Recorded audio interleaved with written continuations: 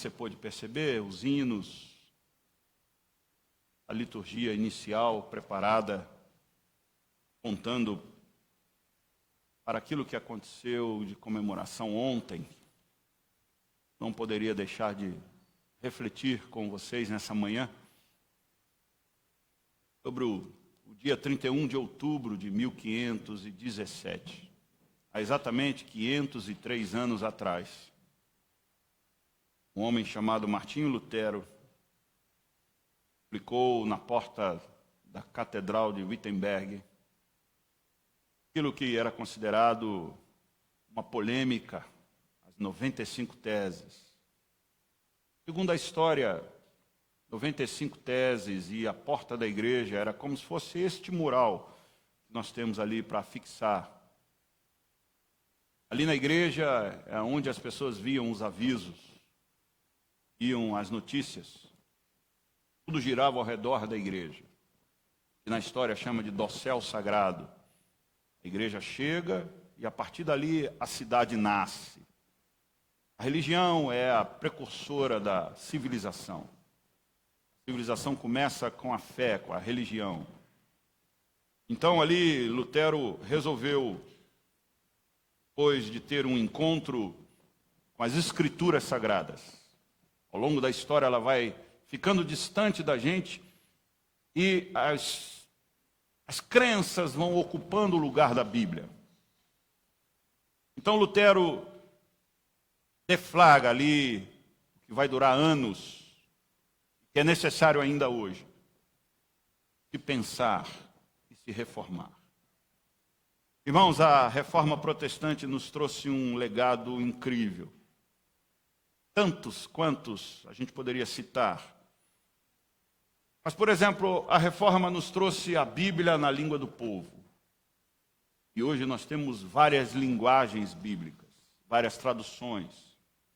NVT, versão transformadora, NVI, versão internacional, que nós usamos aqui, revista e corrigida, revista e atualizada, linguagem de hoje, NTLH, Viva, tantas traduções que podem melhorar a aplicabilidade das Escrituras, coisa que no seu tempo, no tempo de Lutero, impossível, ninguém tinha acesso às Escrituras. Logo, o clero lia e traduzia conforme ele queria.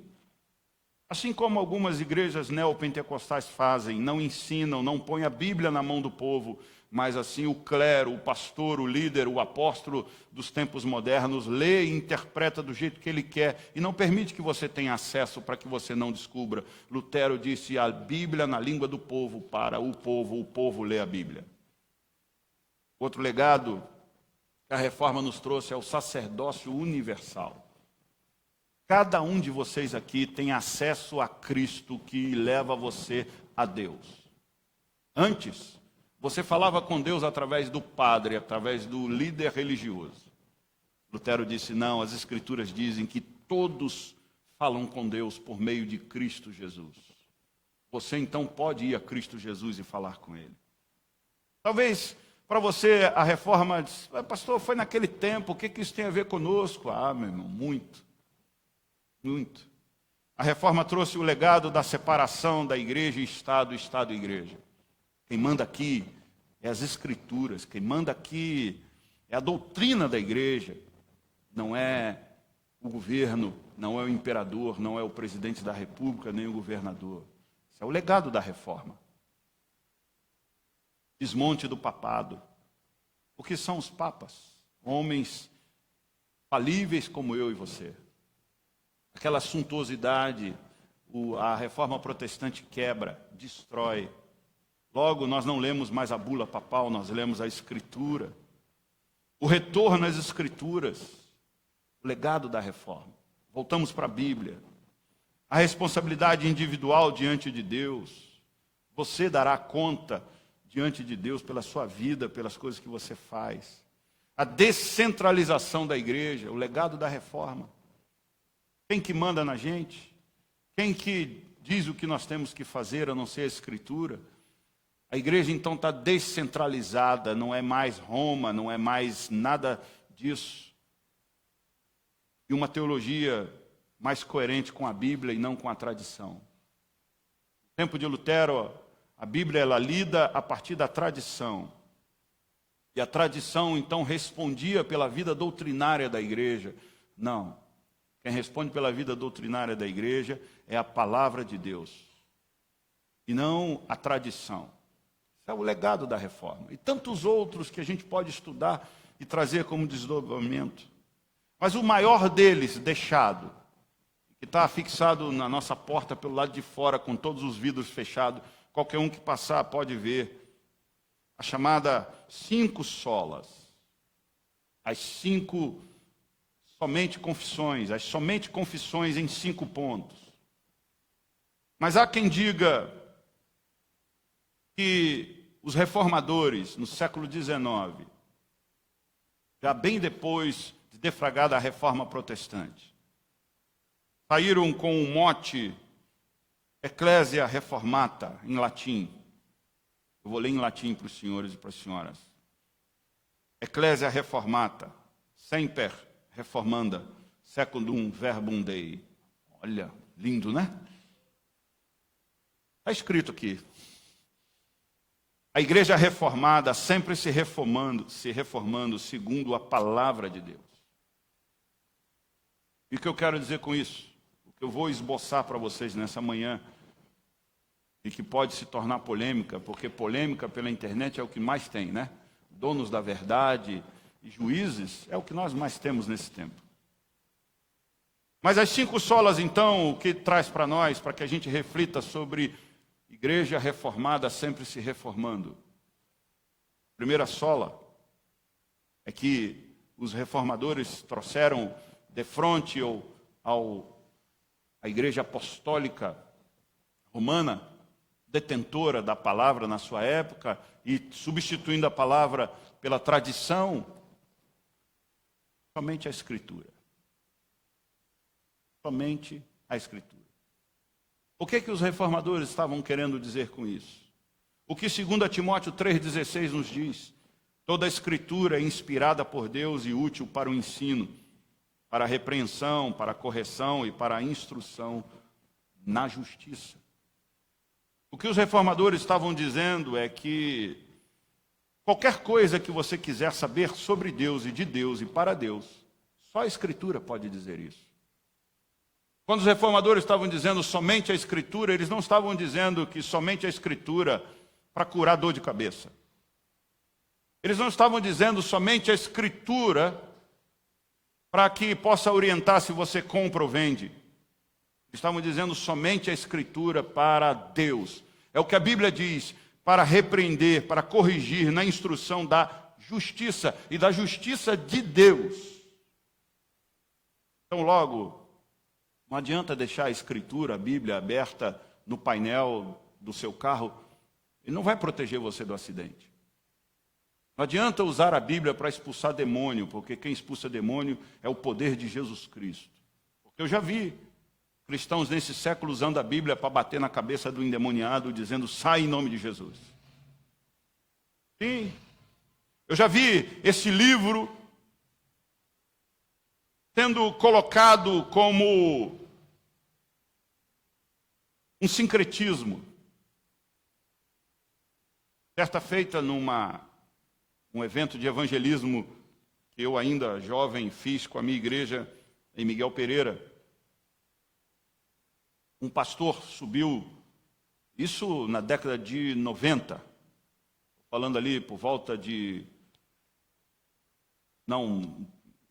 década de 80, estou falando do ano de 1987, 88. Alguns aqui não eram nem nascidos. Eu estava ali na praça, um caminhão, um som do rebanhão, a banda, jovem, e o rebanhão lá na minha cidade, levado por mim e um outro irmão da igreja. Abrimos um caminhão, fomos para o centro da cidade, onde todo mundo se concentrava para fazer ali a sua noite, aqueles botecos, aqueles bares. E nós fomos no meio deles e abrimos um caminhão, e ali o rebanhão tocou, e um pastor pregou, e o pastor fez uma coisa que foi a grande polêmica do meu tempo. Pegou a Bíblia, Ele abriu a Bíblia, fechou e jogou ela no chão.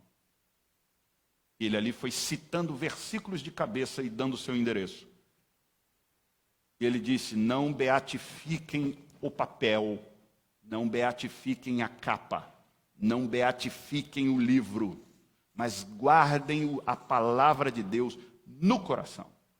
Um escândalo.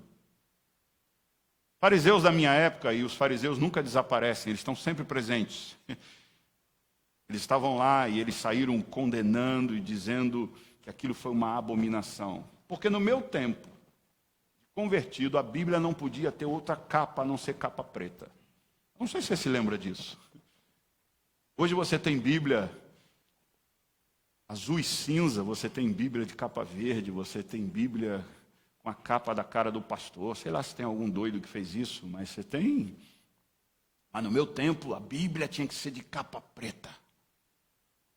A gente é impactado pela reforma, mas o vício humano desgraçado de beatificar coisas das quais Deus não tem nada a ver, ainda permanece porque é a nossa natureza. Quantas casas eu visitei em que a Bíblia estava na estante da sala aberta no Salmo 91? Que sentido isso tem?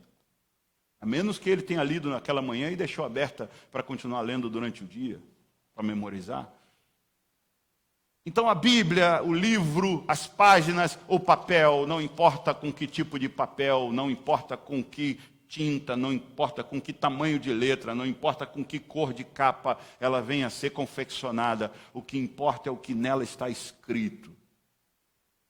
E nós devemos guardar isso no coração e entender que os reformadores estavam dizendo que se nós quisermos nos aproximar de Deus, se nós quisermos entender a Deus, só a Escritura aponta para isso, só a Escritura é suficiente para isso. Mas não tem nada na Bíblia para a gente tratar algumas coisas cotidianas do dia a dia que são modernas. A Bíblia aponta para Deus. O que você precisa fazer para ser salvo? A Bíblia diz. O que você precisa fazer para se achegar a Deus? A Bíblia diz. Qual é a conduta daqueles que seguem a Deus? A Bíblia diz. Qual é a conduta, qual é a vida de um lar cristão? A Bíblia diz. Qual é a cor do carro do cristão? A Bíblia não diz. Não tinha nem carro no seu tempo. A Bíblia não diz certas coisas. A Bíblia diz sobre como é o cabelo de um homem ou uma mulher? Sim, na sua cultura israelita, na sua cultura do seu tempo. E hoje, não diz. A Bíblia aponta para Deus. A Bíblia é a palavra de Deus para nos aproximar de Deus e nos fazer crer que Jesus Cristo é o seu único Filho e por meio dele nós temos a salvação. É isso que os reformadores estavam dizendo. Somente a Escritura. Porque antes era por meio de indulgências que você era salvo, era por meio de velas que você acendia, era por meio dos santos que você rezava, era por meio das bulas papais, era por meio de tantas outras coisas que não há na Escritura. É o padrão da vida cristã, a Escritura. E há na Reforma as afirmações e as negações. Sobre a Escritura, somente a Escritura, reafirmamos a Escritura inerrante, como fonte única de revelação divina, escrita, única para constranger a consciência. Só a Escritura constrange a sua consciência. A Bíblia sozinha ensina tudo o que é necessário para a salvação do pecado. E o padrão pelo qual todo comportamento cristão deve ser avaliado. Negamos que qualquer credo, concílio ou indivíduo possa constranger a consciência de um crente. Que o Espírito Santo fale independentemente de ou contrariando o que está exposto na Bíblia, ou que a experiência pessoal possa ser veiculada de revelação para a salvação. Não há quem possa hoje dizer, depois que eu escalei o monte Everest, e por ter escalado o monte Everest, cansado, cheguei lá em cima, e o vento que me veio sobre o meu rosto me fez me converter a Cristo Jesus. Então todos que subirem o Monte Everest e receberem aquele vento gelado lá de cima serão convertidos a Jesus Cristo. Não, a Bíblia não diz isso. Logo, é isso que a reforma está dizendo. Nenhuma experiência pessoal que você tenha venha validar a sua salvação em Cristo Jesus. O que diz isso é a Escritura, que a Escritura é o que diz como ser salvo em Cristo Jesus. Segundo mote, somente Cristo. Não tem nada novo hoje de manhã aqui. É uma reafirmação da reforma protestante. Somente a Escritura. Somente Cristo. Atos 4,12 diz: não há salvação em nenhum outro, pois debaixo do céu não há nenhum outro nome dado aos homens pelo qual devamos ser salvos. O que isso tem a ver? Em que na época de Lutero, os santos, os sincretismos, as fitinhas e todos os outros apetrechos eram dados aos cristãos para que eles pudessem ser salvos. E a salvação é somente por meio de Cristo Jesus. Ninguém mais pode resolver o seu problema diante de Deus. Talvez por isso seja que a Bíblia não fala sobre como curar enxaqueca, é que algumas igrejas neopentecostais usam o copo com água em cima da televisão para dizer que depois que você beber aquele copo com água, a sua dor de cabeça, a sua enxaqueca, a sua unha encravada, o seu rim, o seu fígado vai melhorar. Porque a Bíblia não aponta para essas coisas e os sincretismos vão entrando aonde as Escrituras não são claras e os homens precisam inventar coisas, mas para se achegar a Deus, para ser salvo por Deus, só Cristo. Nada mais. Nada mais. E não é a Escritura que salva você, é a Escritura que aponta você para Cristo. Não é a Escritura, lendo a Escritura, é Cristo quem salva. É Cristo. Somente Cristo. Porque algumas pessoas podem ler a Escritura, podem memorizar a Escritura e dizer, porque eu memorizei a Escritura, eu agora estou salvo. Não, é Cristo quem salva, não a memória das Escrituras. As Escrituras apontam para Cristo, falam de Cristo, dizem quem Cristo é, mas a salvação mesmo é só Cristo quem faz. Porque muitos cristãos hoje, pasmem, dizem, não, memorizei a Bíblia, então eu sou salvo. Quando você chegar no céu, o anjo que lá está, ele não vai pedir para você que você diga o credo. Diga tudo que você lembra das Escrituras, e na porta do céu você fale um monte de coisa. Se Cristo não inundou o seu coração, não transformou a sua vida, não colocou você diante de Deus, a memória que você tem das Escrituras não salvará você. Porque quem salva é somente Cristo, é o mote da reforma. Qualquer dificuldade que a gente tem de entender isso. Somente Cristo coloca você diante de Deus. Reafirmação e a negação. Reafirmamos que nossa salvação é realizada unicamente pela obra mediadora do Cristo histórico. Sua vida sem pecado e sua expiação por si só são suficientes para a nossa justificação e reconciliação com o Pai. Negamos que o Evangelho esteja sendo pregado se a obra substitutiva de Cristo não estiver sendo declarada e a fé em Cristo e sua obra não estiver sendo invocada. Recentemente, eu assisti um programa de entrevista e o entrevistador perguntou para o pastor, polêmico dessa semana, o que precisa fazer para ser salvo? E o pastor respondeu, descanse em Deus. Mas o apóstolo Paulo, quando responde ao carcereiro, o apóstolo Paulo não mandou ele descansar em Deus, ele mandou crer no Senhor Jesus Cristo. Será salvo tu e a tua casa. Paulo poderia dizer, memorize os 10 mandamentos e será salvo tu e tua casa.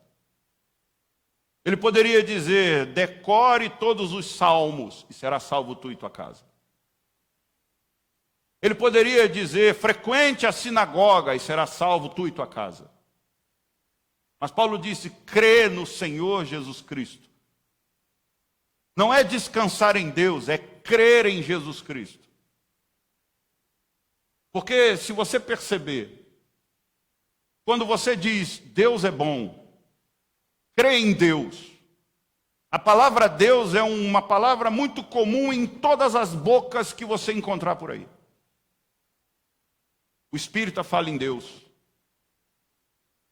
Todas as outras religiões falam em Deus. Mas Jesus Cristo, Jesus, o Cristo, é pessoal, é humano e divino.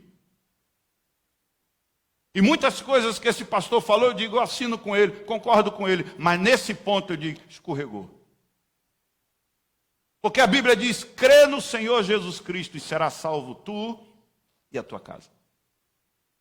As Escrituras, então, como normativas para a nossa fé em Deus, apontam para a gente dizer que não é descansar em Deus, é crer em Jesus, que é o enviado de Deus. É específico, é pontual, não é geral. Ainda assim nós cremos nisso. A reforma resgata isso. Não é entendendo o Evangelho que você é salvo, é crendo em Jesus Cristo que você é salvo. Não é atualizando o Evangelho que você é salvo, é crendo em Jesus Cristo que você é salvo. Jesus entrou na sua vida, Ele faz parte da sua história, Ele mudou você.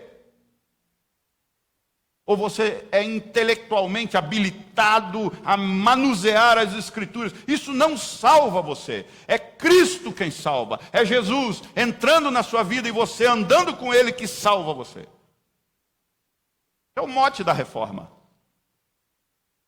É o mote da reforma. Nada contra pensar, nada contra conversar, nada contra tentar entender muitas coisas, mas isto não salva você. Porque senão só os intelectuais seriam salvos.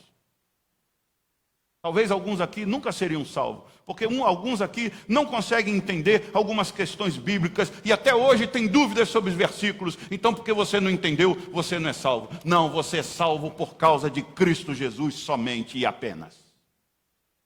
Se você entendeu ou não entendeu, nisso não salva e não condena você. O que condena ou salva é Cristo.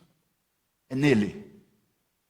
Ele é o funil, Ele é a peneira, Ele é o suprassumo de Deus. É nele que nós somos salvos. Não é no chaveiro, pé de coelho. Não é na memorização das Escrituras, é em Cristo. Sabe por quê, meu irmão?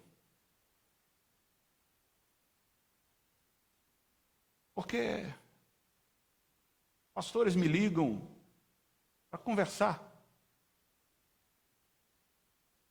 E falam que presbíteros maravilhosos, teologicamente, estão vivendo uma vida de pecado. E pastores que são teólogos, porque na nossa seara presbiteriana, todo pastor é teólogo. Não tem pastor sem teologia. Tem teólogo sem ser pastor, mas não tem pastor sem ser teólogo. Teologia nenhuma salva a vida da gente. Nenhuma. Nenhuma. Os 5 pontos do calvinismo não salva você. Os 5 pontos do calvinismo não expulsa demônio. Não vi ninguém dizendo, sai em nome da expiação limitada. Sai em nome... Ninguém expulsa demônio assim. O demônio só sai pelo poder de Cristo Jesus. Aí os caras me ligam e vão confidenciando. É presbítero bom de estudo bíblico, é presbítero bom de doutrina, é presbítero bom de Westminster, é presbítero bom de confissão maior, confissão menor, é presbítero bom de teologia, mas ruim de vida. Trata mal a mulher, é adúltero. O que eu ouvi de um pastor tentando E parece que eu vou pregar no aniversário dessa igreja, agora esse mês. Sabe por que o conselho teve dificuldade de disciplinar os dois pastores homossexuais que caiu um com o outro? O pastor titular caiu em homossexualidade com o pastor auxiliar. Sabe por que o conselho teve dificuldade de enviar o documento para o presbitério? Porque os presbíteros, muitos presbíteros, inclusive do mesmo presbitério, tem caso com as irmãs da igreja. São ótimos no estudo bíblico. Você cita um versículo, eles dão um endereço. Eu tinha um presbítero piedoso assim. Em tudo dai graça. 1 Tessalonicenses, tal, dava o endereço. Eu não consigo fazer isso. Mas eu entendo que tem muitos que são exímios. E a vida, filho, foi transformada por Cristo. Você não vai entrar no céu citando o versículo bíblico, você vai entrar no céu pela justificação de Cristo Jesus, lavado e remido no sangue do Cordeiro. É isso que põe você lá dentro. Não estou dizendo que você não tem que decorar a Bíblia, que estudar, teologizar, entender. Tudo isso é ótimo, eu amo isso, mas e o coração transformado, como é? Como é o coração transformado?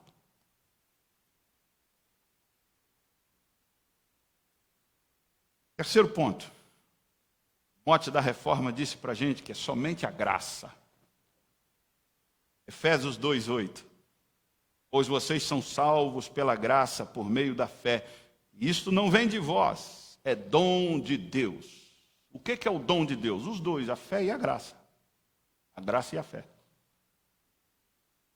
Graça é o favor de um Deus santo ao pecador caído. A gente sabe, favor imerecido. O mote da reforma estava dizendo que não é a indulgência que salva, não é a moedinha que cai no cofre. Alguém dizia, um padre, vocês vão ver no estudo aqui de quinta-feira, um padre famoso da época dizia que o tintilar, o barulho da moeda caindo no gasofilácio, fazendo barulho, desprendia uma alma do purgatório. Vocês vão ver na história da reforma aqui o que Lutero enfrentou, qual foi a voracidade de Lutero, dizendo nenhuma moeda, nenhum dinheiro salva, nenhum dinheiro faz com que Deus abençoe você. E isso parece que voltou nos nossos tempos através do neopentecostalismo. Dinheiro e salvação parece que estão associados, e isso não é novo, é velho, porque os vícios tendem a voltar. Somente a graça, irmãos. A graça.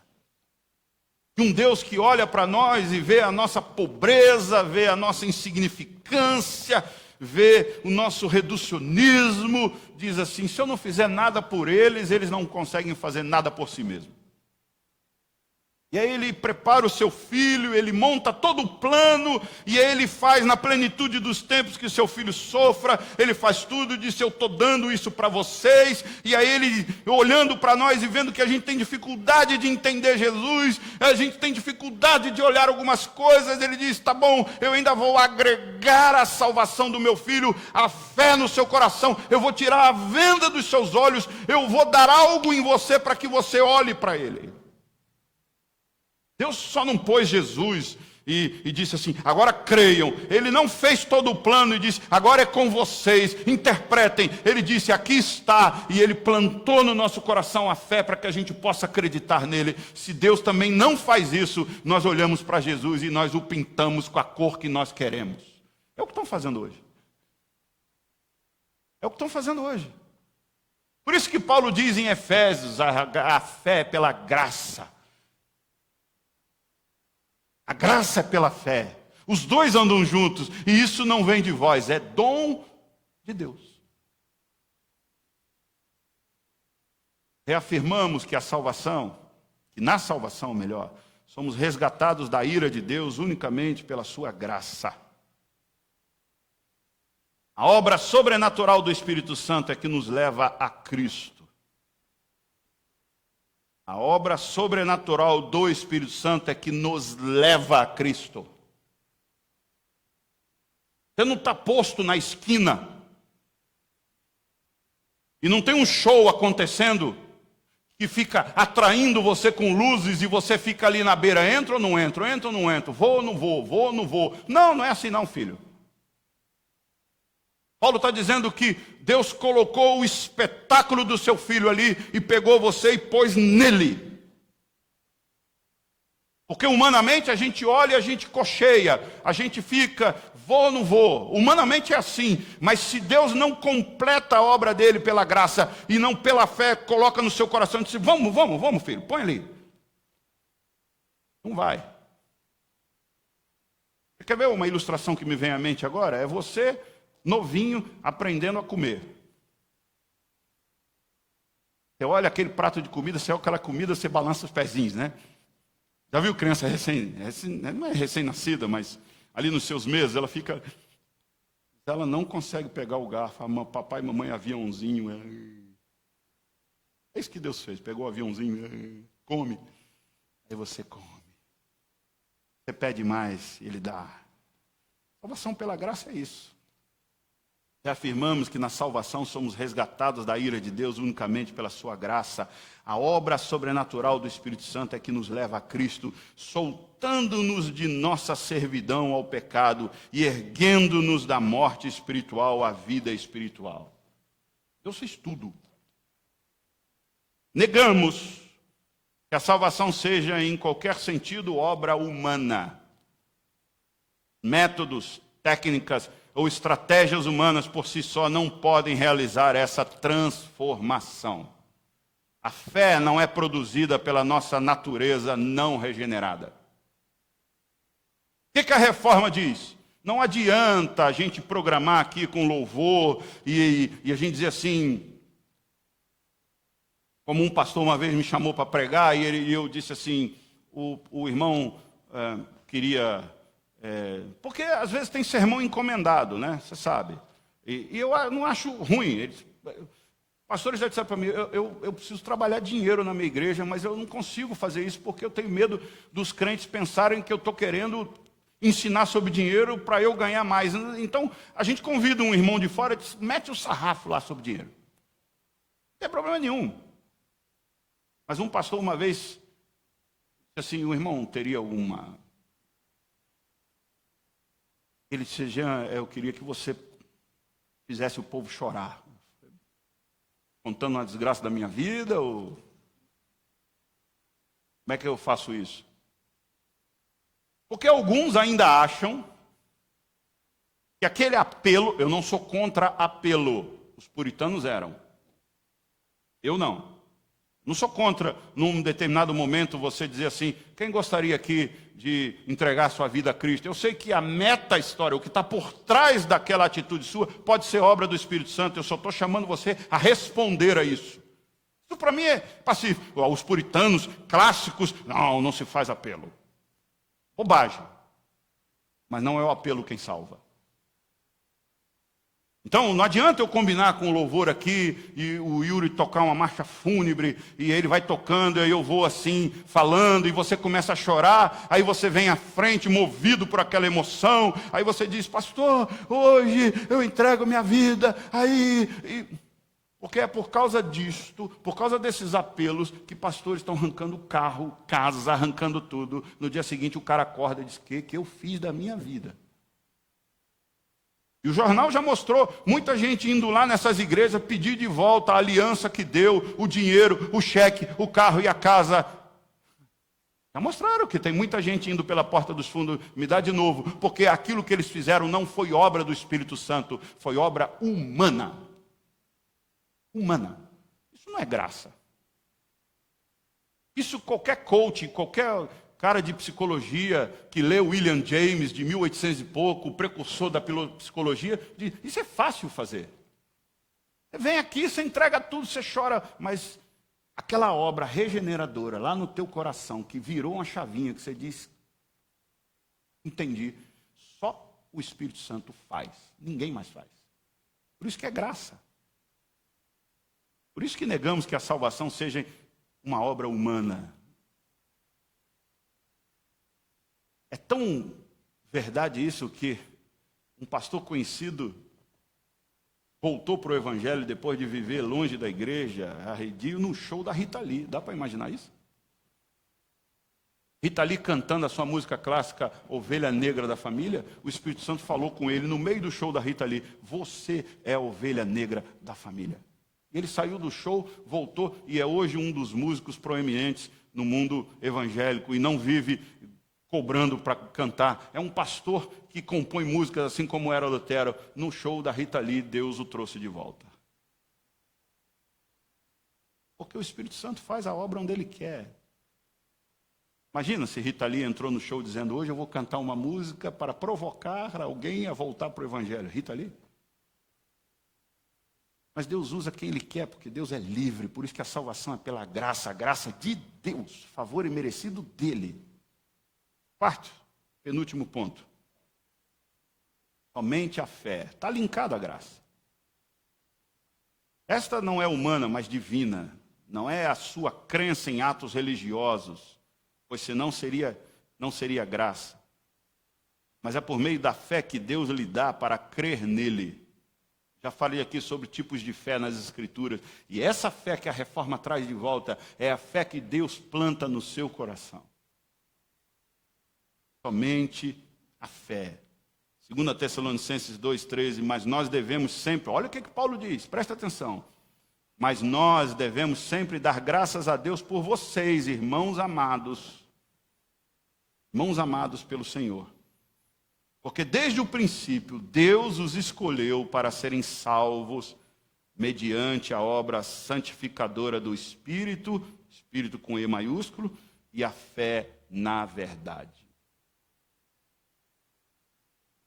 Sabe por quê, irmãos? Porque cientistas, estudiosos, eles escrevem coisas sobre a Bíblia, não sei se você tem acesso, mas eu tenho. Recentemente, eu comprei vários livros, e um deles é o Jesus Histórico, Em Busca do Jesus Histórico, o Jesus Homem. E todo escritor que quis escrever sobre a humanidade de Jesus pira na batatinha. Mas tudo bem, está valendo. Ele pode escrever o que ele quiser.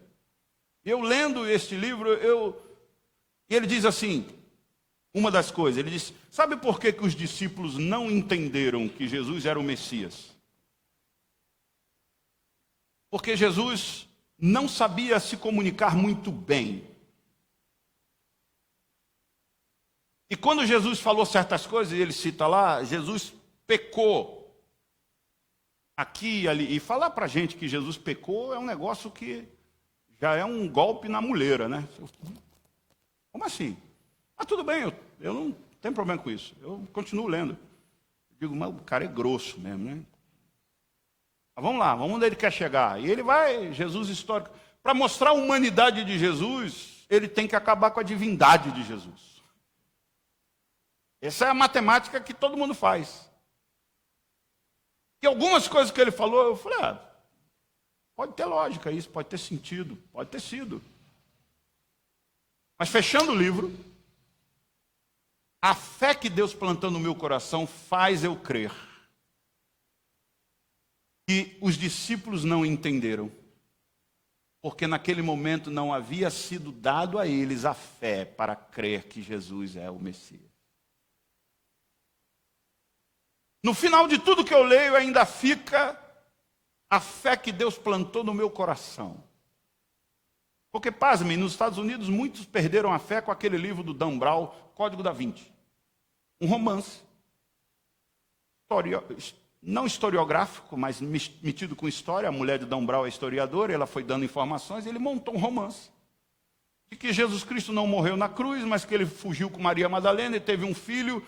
E o Priorado de Sião, que é uma organização que dizem que existe até hoje, guarda a descendência de Jesus. Então parece que tem alguma pessoa humana vivendo no mundo que é da semente de Jesus com Maria Madalena. E monta um romance sensacional sobre isso. E muitos nos Estados Unidos deixaram de ir à igreja, procuraram o pastor dizendo que não crê mais em Jesus por conta deste livro. Sabe por quê? Porque a fé que eles tiveram, que eles faziam ir para a igreja, era a fé humana. Porque a fé dada por Deus não cai da graça. Fica firme. Negamos que a justificação se baseie em qualquer mérito que em nós possa ser achado, ou com base numa infusão da justiça de Cristo em nós, ou que uma instituição que reivindique ser igreja, mas negue ou condena a sola fide, somente a fé, possa ser reconhecida como igreja legítima. E os reformadores estão dizendo sola fide de Deus, não sola fide humana. Porque fé humana toda igreja propaga. Toda. Mas a de Deus, só o Espírito Santo faz. Por isso que a reforma diz somente a fé. E o último ponto. Eles vão para o mote maior que fecha, completa todos eles. Os 5 estão ali na nossa porta pelo lado de fora. Somente glória a Deus. O que é isso? 1 Coríntios 10, 31 talvez nos sirva de alusão. Assim quer vocês comam, bebam ou façam qualquer outra coisa, façam tudo para a glória de Deus. Reafirmamos que como a salvação é de Deus e realizada por Deus, ela é para a glória de Deus. E devemos glorificá-la sempre. Devemos viver nossa vida inteira perante a face de Deus, sobre a autoridade de Deus e para a sua glória somente. Negamos que possamos apropriadamente glorificar a Deus, se nosso culto for confundido com entretenimento, se negligenciarmos ou a lei ou o evangelho em nossa pregação, ou se permitirmos que o afeiçoamento próprio, a autoestima e a autorrealização se tornem opções alternativas ao evangelho. O que ele está dizendo? Ele está dizendo que nós negamos o sentir-se bem como meio de salvação e como meio de dizer que Deus estava naquele lugar. Você já ouviu isso? Glória somente a Deus, e isso independe de como eu me sinto. Isso independe de como eu estou. Isso independe. E o que nós temos assistido nos nossos dias é que muitas igrejas têm tentado adaptar o evangelho às pessoas que se achegam a nós, porque nós queremos ela na igreja, nós queremos ela em Cristo, então nós damos um jeito na Escritura para que elas não possam se chocar, para que elas não possam ficar abismadas, para que elas não possam ficar saindo daqui arrepiadas, dizendo, nossa, que Deus é o Deus de amor, e o amor vale tudo, e o amor é importante para tudo, e o amor é consciencioso, e o amor é libertino, e o amor permite fazer qualquer coisa. A gente precisa dizer isso, e aí quando nós dizemos isso, a glória não é dada a Deus, é dada àquela igreja. Pronto. O último ponto da reforma cai por água abaixo. O povo de Deus, irmãos, nunca foi a maioridade. Nunca foi a maioria. Sempre foi a minoria. Porque a glória é a Deus, não aos homens. Sabe o que isso significa? Glória somente a Deus? Que o mérito de uma pessoa ser convertida não é do pastor que pregou, é do Espírito Santo que fez a aplicação do que ele pregou. Glória somente a Deus, no mote da reforma que me sustenta, é de que o tamanho da igreja não importa, o que importa é o coração daqueles que estão na igreja. Eu vou terminando com um livro que está impactando a minha vida e que tem sido muito importante para mim agora, Gene Peterson, falando sobre a vida pastoral. Quando ele conseguiu montar um grupo chamado Companhia de Pastores, por 40 anos ele se reuniu toda terça-feira com pastores de várias denominações. Toda terça para estudar, para ver o coração e afinar o chamado. E um dos pastores disse assim para ele: estou deixando a igreja local fulana de tal para ir para uma outra igreja mais proeminente. Uma igreja proeminente é uma igreja grande. E o Gene Peterson ouviu isso e ficou quieto, chamou ele para um almoço e disse assim, e ele não foi, e ele escreveu uma carta, então nessa carta ele publicou no livro, ele disse: eu ouvi bem você dizer que igreja proeminente é o tamanho dela, é o número dela, e não o coração daqueles que estão dentro dela. Eu ouvi bem isso. Ele disse que nos Estados Unidos a igreja se tornou um palacete, se tornou um número de gado, e não mais um grupo de pessoas que glorificam a Deus no dia a dia, nas suas vidas. O mote da reforma: somente glória a Deus. E aquele pastor então foi-se. E ao longo dos anos ele recebeu notícias de que cada vez mais aquele pastor foi se tornando distante do Evangelho, distante de Cristo. Porque uma coisa nós sabemos, irmãos: se você for mais fiel à instituição do que Deus, a instituição mata você. Ariovaldo Ramos disse para mim: se a instituição crescer mais do que você, você vai ser levado a trabalhar para manter a instituição. Por isso, Edir Macedo disse na década de 80 à revista Veja: a Igreja Universal é uma bicicleta em andamento. Se parar, cai. Em que a Igreja Universal glorifica a Deus? Em nada. Porque a propaganda na televisão é o quê? Sou uma enfermeira. Sou uma mulher dedicada ao meu trabalho. Sou uma mulher envolvida com a sociedade. Eu sou universal. Onde é que está Deus nisso? Em lugar nenhum.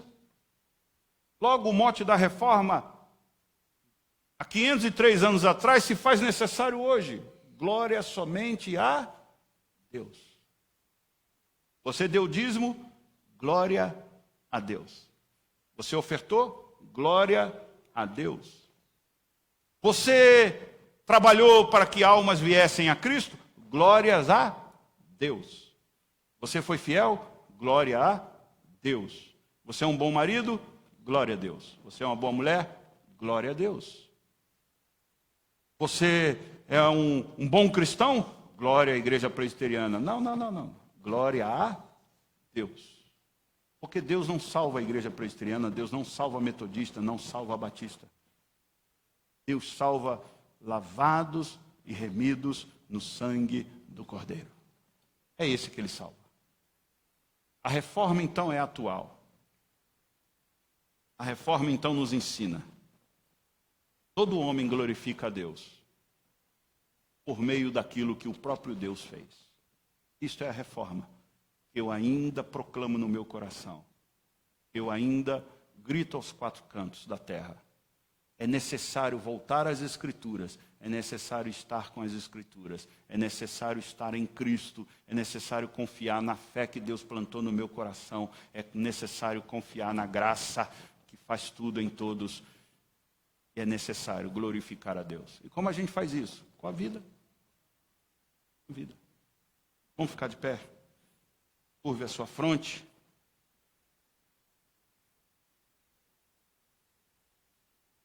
Deus bendito, ontem, 31 de outubro, 503 anos. Hoje, 1º de novembro, 503 anos e um dia. Em que o Senhor fez um parênteses novamente na história. A história da igreja. E trouxe para nós homens corajosos que nos advertiram a voltar, a pensar esses 5 pontos em toda a nossa estrutura, em toda a nossa vida. Toda a teologia da Igreja Batista, da Assembleia Metodista, Presbiteriana, as igrejas reformadas, não podem estar de fora destes 5 pontos que é básico e comum para todos e todas. E que somente a Escritura, somente a graça, somente a fé, somente Cristo e somente glória a Deus. Ó Senhor, nos ensina a viver nisto, para isto. Porque estando nisto, toda briga cessa, toda discussão se acaba. toda a vida renasce. É o que importa para o Senhor. Em nome de Jesus. Amém. Vamos cantar então essa última canção.